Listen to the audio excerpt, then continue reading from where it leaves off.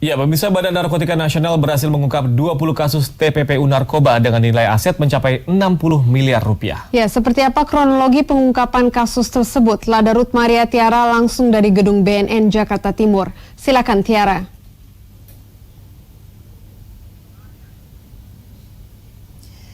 Ya, terima kasih rekan Reva dan juga Vandana di studio. Pemirsa, BNN sita aset bisnis tersangka narkoba disertai tindak pidana pencucian uang dengan nilai kurang lebih 60 miliar. Dan sudah bersama saya, Brigjen Polisi Direktur Andes Bahagia Daichi ini selaku Dir Tindak Pidana Pencucian Uang BNN. Selamat sore Pak. Selamat sore, Pak, ini terkait tentang bagaimana sih sebenarnya proses pencucian uang dan jaringan-jaringan yang ada di dalam bisnis narkoba itu sendiri Pak. Baik, proses pencucian uang ini adalah diawali dari penangkapan para bandar-bandar narkoba oleh BNN.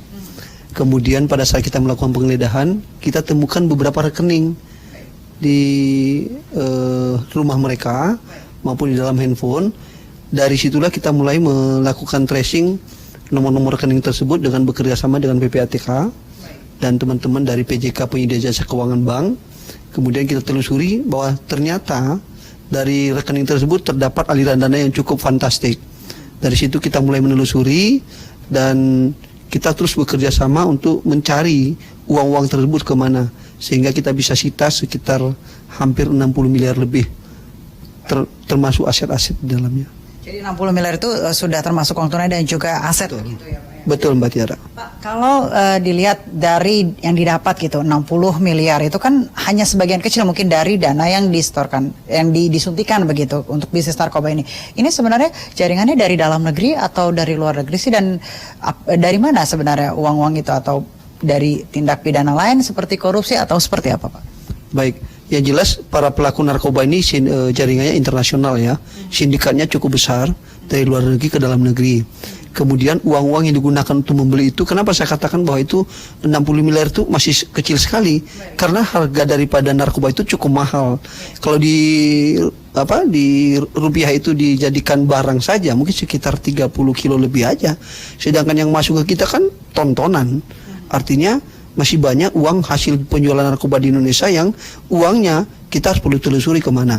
Nah, dari situ kita melihatnya bahwa ada permainan pencucian uang yang dilakukan oleh para bandar ini sampai ke luar negeri dengan menggunakan PJK Penyedia Jasa Keuangan tadi. Nah, uang-uang tersebut biasanya ada beberapa item yang mereka lakukan.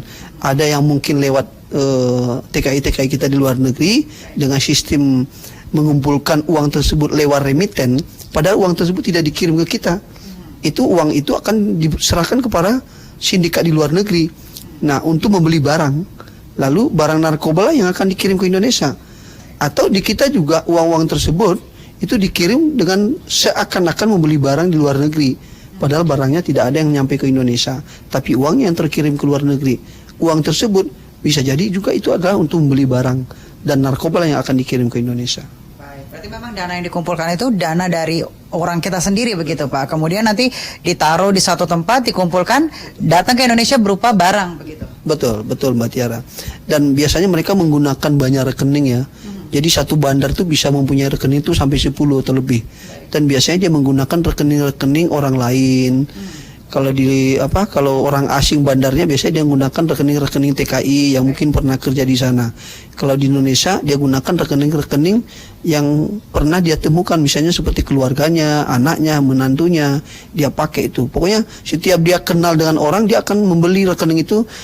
Kita ungkap bahwa rekening itu di dalam penjara pun itu dibeli 10 juta satu rekening.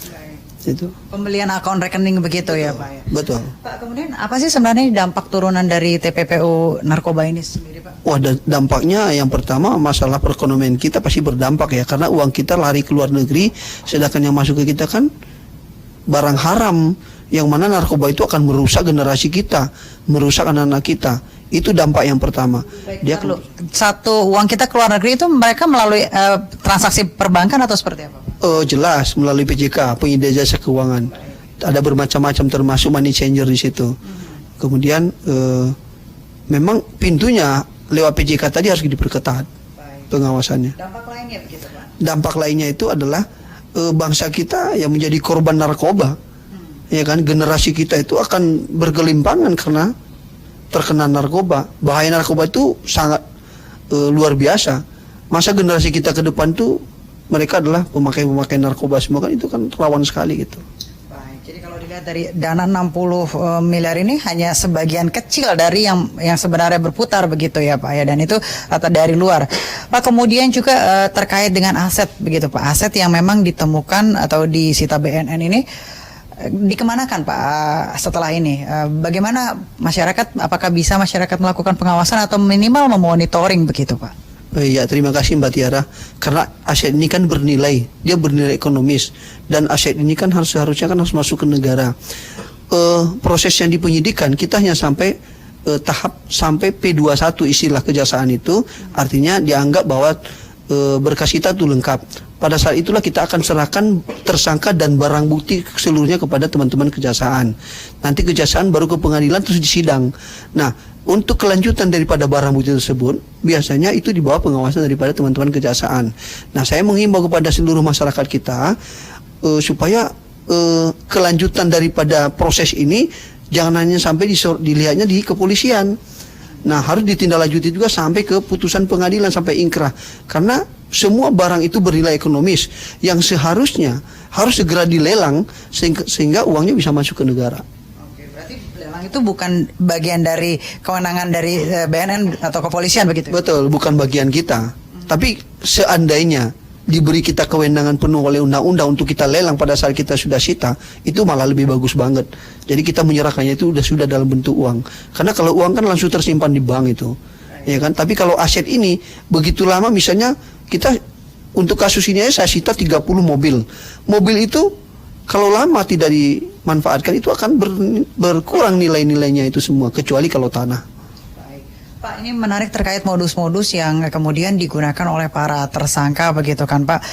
Tadi sempat disebutkan ada beberapa modus. Apakah ini termasuk modus baru atau modus turunan yang sudah pernah diungkap oleh BNN begitu? Sebenarnya kita udah lama mengetahui ini ya. Tahun lalu juga udah kita ungkap nih. Bahkan tahun lalu itu kita bisa sita aset itu, aset yang tidak bergerak maupun uang sekitar hampir 180 miliar. Nah, ini sebenarnya modus-modus yang sudah lama dilakukan mereka. Namun pinternya para bandar ini biasanya berbagai modus ini mereka akan ganti-ganti. Terakhir Pak, mungkin dari upaya-upaya yang dilakukan begitu ketika sudah ditemukan adanya tindak pidana pencucian uang dari bisnis haram narkoba ini, apa yang harusnya dilakukan begitu, baik pihak kepolisian maupun juga bagi penerima dan juga pemberi sitaan itu Pak?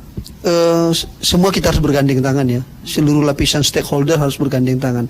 Khusus untuk masalah pencucian uang, yang harus kita kedepankan adalah teman-teman dari PJK, penyedia jasa keuangan. Harus betul-betul bisa memberi peluang kepada mereka-mereka yang akan memanfaatkan jasa-jasa daripada PJK itu. Jadi tolong masalah kehati-hatian terutama supaya betul-betul bisa menanyakan asal-usul uangnya dari mana. Kemudian profil daripada orang itu, si nasabah itu siapa sebenarnya. Karena ada beberapa yang kita temukan di sini seperti pembantu rumah tangga atau mungkin tukang ojek saja, tapi dia bisa berputar uangnya di bank itu miliaran. Itu kan seharusnya kan menjadi tanda tanya bagi teman-teman PJK. Baik. Pak Deici, terima kasih atas waktunya bergabung bersama kami ini. Semoga saja ya kedepannya juga pihak dari bank dan juga penyedia jasa keuangan ini lebih menitik beratkan pada dari mana kehati-hatian begitu ya Pak. Untuk itu yang bisa kami laporkan langsung dari BNN Jakarta, kembali ke Anda Reva dan juga Vandana di studio. Ya, terima kasih Tiara atas laporan Anda dan selamat bertugas kembali.